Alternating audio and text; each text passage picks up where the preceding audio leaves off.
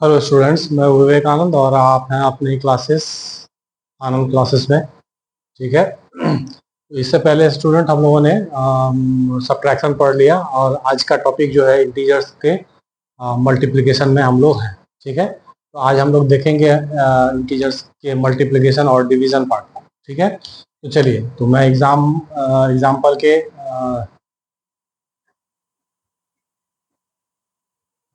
Example से चलता हूँ। ठीक है। केस वाइज पहला केस क्या हो सकता है। ठीक है। सपोज कीजिए ए एंड बी दो इंटीजर है। ठीक है। तो पहला केस कैसा हो सकता है। पहला केस हो सकता है दो पॉजिटिव इंटीजर एक साथ आ सकते हैं। पहला केस क्या हो सकता है, दो पॉजिटिव इंटीजर एक साथ आ सकते हैं, जैसे ए मल्टीप्लाई बी। ठीक है। बात समझ में आ गया। ठीक है। ए ए भी पॉजिटिव है और बी भी पॉजिटिव है। चूंकि पॉजिटिव को हम लोग नहीं लिखते हैं, ये साइन नहीं लगाते हैं, तो ये दोनों पॉजिटिव में है। ठीक है। ए और बी दोनों पॉजिटिव में है, तो बहुत सिंपल है। ठीक है। जैसे 5 - 4 कर दिए तो ये 20 हो गया। अब यहाँ पे दोनों इंटीजर पॉजिटिव में है, तो आंसर पॉजिटिव में आया। ठीक है। मल्टीप्लिकेशन में थोड़ा ध्यान रखना पड़ेगा कि दोनों इंटीजर, ये साइन का जो है, हालांकि हमेशा ध्यान रखना पड़ेगा, लेकिन यहाँ पे थोड़ा ध्यान रखिएगा, ज़्यादा ध्यान रखिएगा। ठीक है। तो दोनों इंटीजर पॉजिटिव है, तो क्या हुआ, कैलकुलेशन क्या होगा, मल्टीप्लाई का। यहाँ पर मल्टीप्लिकेशन में इंटीजर का साइन जो भी हो, ठीक है, प्लस में हो चाहे माइनस में हो, नेगेटिव में हो चाहे पॉजिटिव में हो, उससे मतलब नहीं है। यहाँ पे काम क्या होगा, एक्शन क्या होगा, एक्शन ऑलवेज मल्टीप्लिकेशन का होगा। ठीक है। डिवीजन में भी ये नियम है कि डिवीजन में साइन कुछ भी हो, प्लस माइनस जो भी हो, लेकिन एक्शन क्या होगा, डिवीजन का होगा। ठीक है। अब उसमें आंसर में हम लोग साइन को कैसे पुट करेंगे, ये बात की बात है, ये अभी हम लोग देखेंगे। ठीक है। तो चलिए, दोनों इंटीजर पॉजिटिव, तो सिंपली मल्टीप्लाई किए और क्या हो गया, प्रोडक्ट जो है वो पॉजिटिव आ गया। ठीक है। ये केस पहला हुआ, ये फर्स्ट केस बना। ठीक है। अब ये पहला केस, दूसरे केस में देखते हैं।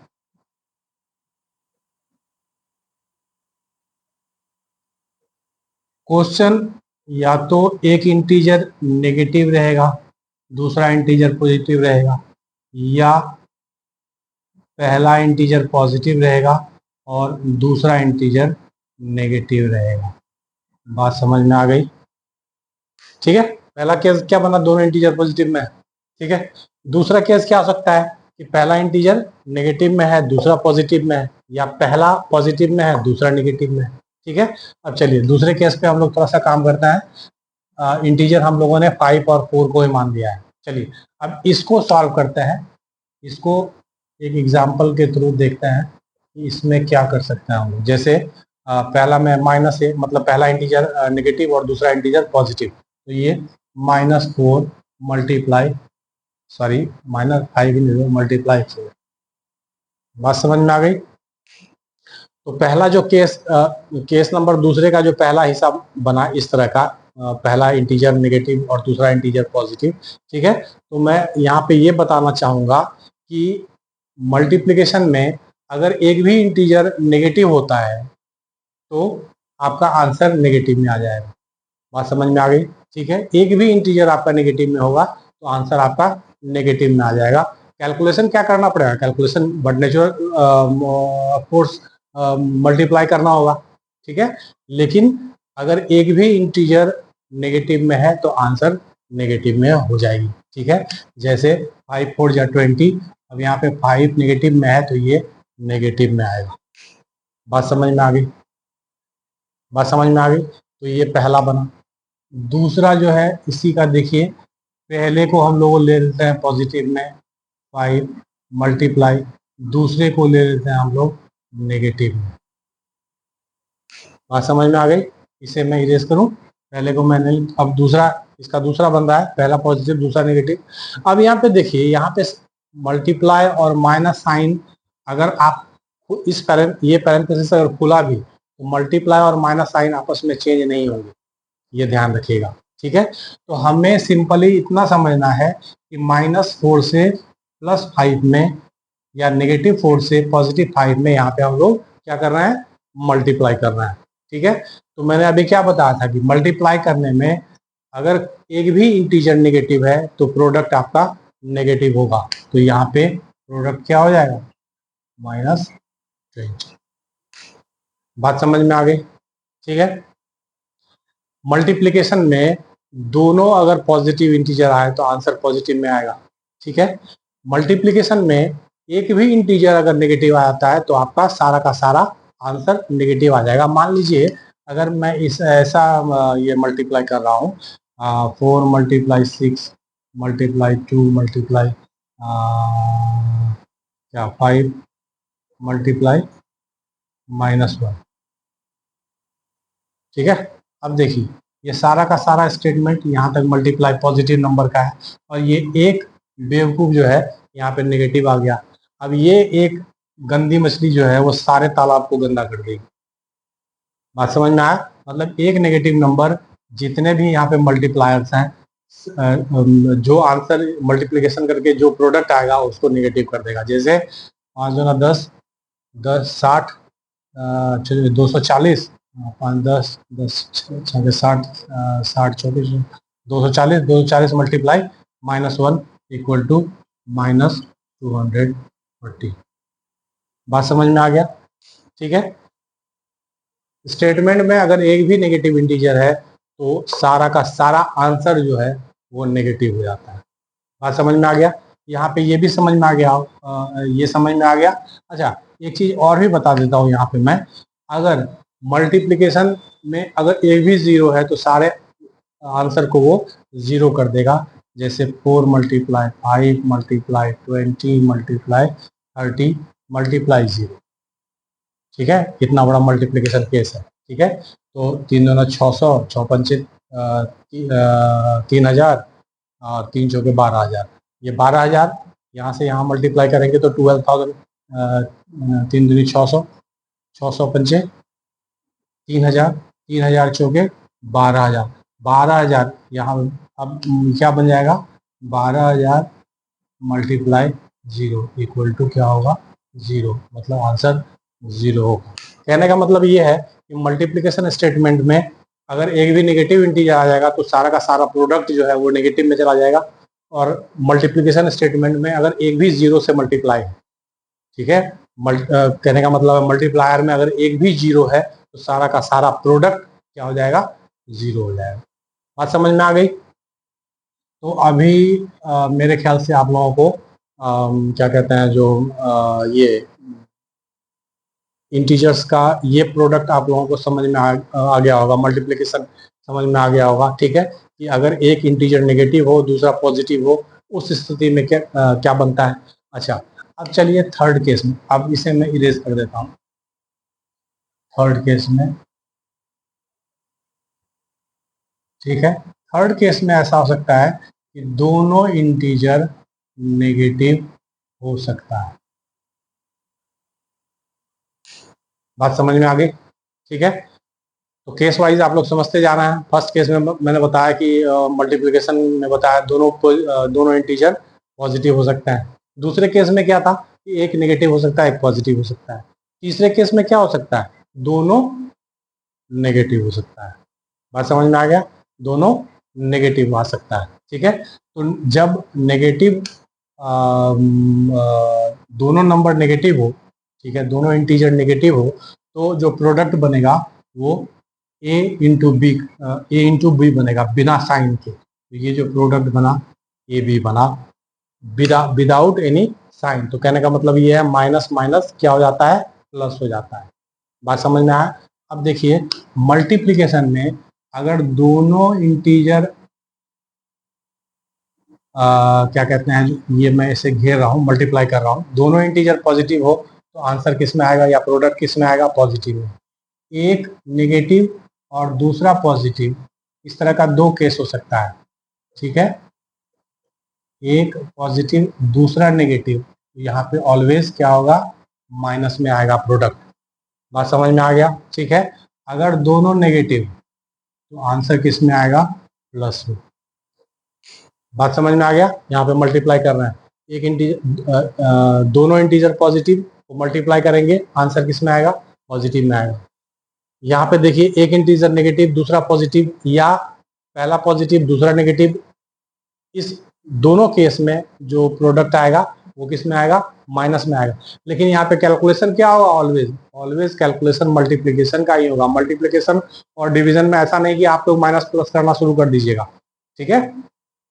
तो मल्टीप्लिकेशन और डिवीजन में क्या कहते हैं, जो एक्शन जो है वो मल्टीप्लिकेशन और डिवीजन का ही होगा, लेकिन सिर्फ यहाँ पे साइन चेंज हो जाता है, ठीक है?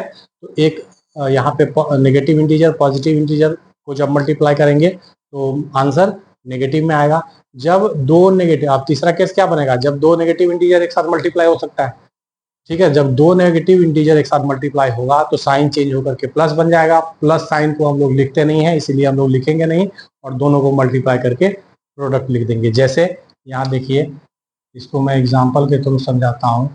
-7 मल्टीप्लाई -6, दोनों इंटीजर नेगेटिव है, तो मैंने क्या बताया था? दोनों क्या हो जाएंगे? आपस में मल्टीप्लाई हो जाएंगे, और ये माइनस साइन जो है इसका कैंसिल हो जाएगा, ठीक है? तो ये 7 6 का क्या हो जाएगा यहाँ पे?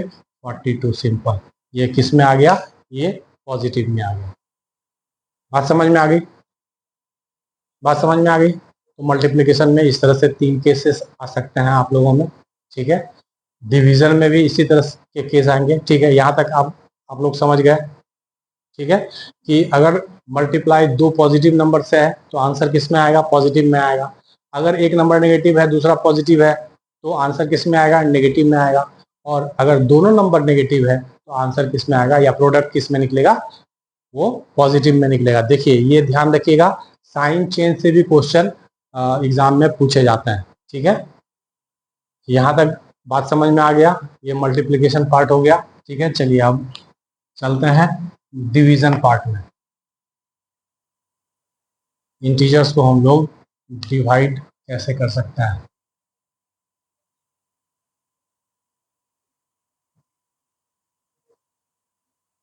ठीक है, तो चलिए उसी तरह से पहला केस, ठीक है? तो एक नंबर मैं ले रहा हूं, एक इंटीजर पॉजिटिव, दोनों इंटीजर क्या हो सकता है?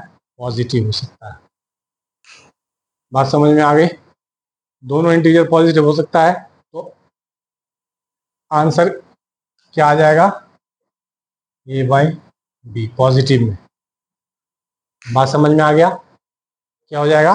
पॉजिटिव में आ जाएगा, ठीक है? अब इस तरह से मैं नेगेटिव साइन को अगर लेकर के लिखूं, ठीक है, ये आंसर किस में आएगा? कोसेंट जो आएगा इसका पॉजिटिव में आएगा, ठीक है? बात समझ में आ गया? ठीक है? या इस तरह से दिया हो या इस तरह से दिया हो, दोनों इंटीजर अगर पॉजिटिव हो तो आंसर क्या होगा? पॉजिटिव होगा। इसको एग्जाम्पल के थ्रू हम लोग देख लेते हैं, ठीक है? पहला एग्जाम्पल देता है 16 डिवाइडेड बाई 4। इसको हम लोग 16/4 लिख सकते हैं। ये 4 टाइम्स में डिवाइड हो जाएगा, तो इसका आंसर क्या होगा? +4। बात समझ में आ गया? 16 भी पॉजिटिव में है, 4 भी पॉजिटिव में है, तो दोनों जब दो पॉजिटिव इंटीजर को डिवाइड करेंगे तो आंसर किस में आएगा? पॉजिटिव में आएगा। बात समझ में आ गया? एक्शन क्या होगा? डिवीजन का ही होगा। बात समझ में आ गई? ये पहला केस।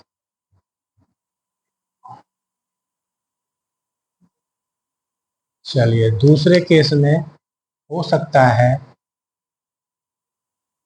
-16 डिवाइडेड बाई 4, ठीक है? दूसरे केस में हो सकता है कि दूसरे केस में कैसे कैसे हो सकता है, आप ये देखिए तो -A divided by positive B, या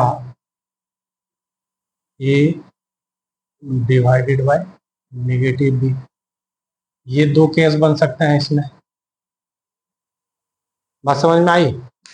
सेकंड केस में क्या बन सकता है कि पहला इंटीजर जो, सॉरी यहाँ पे इंटीजर नहीं, मैं बता रहा हूँ, यहाँ पे जो डिविडेंड है, डिविडेंड नेगेटिव है, और डिविजर पॉजिटिव है, और यहाँ पे डिविडेंड पॉजिटिव है और डिविजर नेगेटिव है। तो इन दोनों केस में जो क्वोशेंट आएगा आपका वो नेगेटिव आएगा। इन दोनों केस में क्वोशेंट क्या आएगा? नेगेटिव आएगा। जैसे -16 डिवाइडेड बाय 4, तो अगर इसको हम लोग -16 डिवाइडेड बाय 4 इस तरह से लिखें, 4 4 जा 16, तो ये आएगा -4। बात समझ में आ गया? ठीक है, ये पहले नंबर को रिप्रेजेंट कर रहा है। यहाँ देखिए, ये पहला नंबर, ये दूसरा नंबर, ठीक है, ये पहले नंबर को रिप्रेजेंट कर रहा है। बात समझ में आया? बात समझ में आया? चाहे इस तरह से आपको क्वेश्चन दिया रहे, चाहे इस तरह से क्वेश्चन दिया रहे। बात समझ में आ गई? इस तरह से भी क्वेश्चन दिया हो सकता है और इस तरह से भी क्वेश्चन दिया हुआ हो सकता है, या आपको स्टेटमेंट में भी दिया जा सकता है। If you divide N integer which dividend is in negative and divisor is positive, then what sign will the quotient will follow। बात समझ में आ गई? ठीक है, अगर ये डिविडेंड जो है वो नेगेटिव है, डिविजर पॉजिटिव है, तो क्वोशेंट कौन सा साइन फॉलो करेगा? And if it is divisor in negative sign and dividend is in positive sign, then in what sign the quotient will be follow। समझ में आया? इस तरह के क्वेश्चन इसमें आप लोगों को पूछा जा सकता है। ठीक है, तो हम लोग ये यहाँ ध्यान रखिए कि दोनों में से कोई, या तो डिविडेंड या तो डिविजर, ठीक है, या तो न्यूमरेटर या तो डिनोमिनेटर। यहाँ पे हम लोग ऐसे भी कह सकते हैं, या तो डिविडेंड या तो डिविजर, या तो न्यूमरेटर या तो डिनोमिनेटर। बात समझ में आया? तो या तो डिविडेंड या तो डिविजर, या तो न्यूमरेटर या तो डिनोमिनेटर। अगर दोनों में से कोई एक भी नेगेटिव होगा तो आंसर नेगेटिव आएगा। बात समझ में आ गया? तो चलिए, पहला केस समझ गए। दूसरा यहाँ पे देखिए, दूसरा मैं ले रहा हूँ। पहला में डिविडेंड नेगेटिव था, अब दूसरे में मैं डिविजर को नेगेटिव लेता हूँ। 16 डिवाइडेड बाय -4। अब यहाँ पे डिविजर इसमें आ गया, तो 16 बाय -4 ये डिवाइड होगा -4, आंसर आएगा। बात समझ में आ रही है? ठीक है, डिवीजन के केस में अगर न्यूमरेटर या डिनोमिनेटर दोनों में से कोई अगर नेगेटिव हो, डिविजर या डिविडेंड दोनों में से कोई नेगेटिव हो, तो आपका क्वोशेंट इसमें आएगा, नेगेटिव में आएगा। बात समझ में आ गई? ठीक है, सारे के सारे अच्छा, ये दूसरा केस हो गया। ठीक है, दूसरा केस में ये दो तरह का क्वेश्चन बन सकता है। ठीक है, अब चलिए थर्ड केस में हम लोग देखते हैं। थर्ड केस में क्वेश्चन किस तरह से आ सकता है? -a डिवाइडेड बाय -b, माने दोनों इंटीजर जो है वो नेगेटिव दे सकता है, या इसको हम लोग इस तरह से लिख सकते हैं -a बाय -b, तो ये a बाय b हो जाएगा। ठीक है, बात समझ में आ गया? ठीक है, जब नेगेटिव इंटीजर से डिवाइड होता है तो जो क्वोशेंट आता है वो ऑलवेज पॉजिटिव में आता है। बात समझ में आ गया? ठीक है, ये दोनों सिंबल जो है, ये दोनों साइन आपस में कैंसिल हो जाएंगे, तो जो क्वोशेंट आएगा वो पॉजिटिव में आएगा। बात समझ में आ गया? अब चलिए इसको एक एग्जाम्पल के थ्रू हम लोग सॉल्व करते हैं। जैसे -16 डिवाइडेड बाय -4। ठीक है, ऐसा भी क्वेश्चन दे सकता है, इस तरह से भी, या इस तरह से भी क्वेश्चन दे सकता है, डिवाइडेड बाय -4। बात समझ में आ गया? क्वेश्चन इस तरह से भी दे सकता है, इस तरह से भी, क्वेश्चन किसी भी तरह से दे सकता है, लेकिन हम लोगों को ये ध्यान रखना चाहिए कि जब डिवीजन में दोनों, माने डिविडेंड और डिविजन दोनों नेगेटिव हो, तो क्वेश्चन किस में आएगा? पॉजिटिव में आएगा। या फ्रैक्शन में जब न्यूमरेटर और डिनोमिनेटर दोनों नेगेटिव हो, तो आंसर किस में आएगा? पॉजिटिव में आएगा। तो अब ये देखिए, ये -16 बाय -4, ये कैंसिल हो जाएगा, 4 4 या 16, और इसका आंसर क्या आ जाएगा? प्लस, यानी कि +4। बात समझ में आ गई?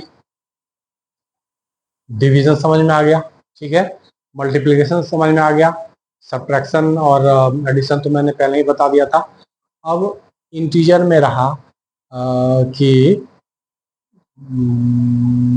इंटीजर में और क्या सब चीज़ें हैं, ठीक है। सारा कैलकुलेशन तो ऑपरेशन तो मैंने बता ही दिया, एडिशन, सब्ट्रैक्शन, मल्टीप्लिकेशन, डिवीजन, ठीक है। अब इसके ऊपर और भी क्वेश्चंस आते हैं, ठीक है, जो मैं इसके नेक्स्ट वीडियो में लेकर के आऊँगा, ठीक है। अभी तो मुझे उतना याद नहीं है। इंटीजर में क्या कहते हैं, जो ये आपका सिंप्लीफिकेशन भी आता है, ठीक है। तो चलिए एक दो सवाल सिंप्लीफिकेशन पे भी हम लोग करेंगे, ठीक है।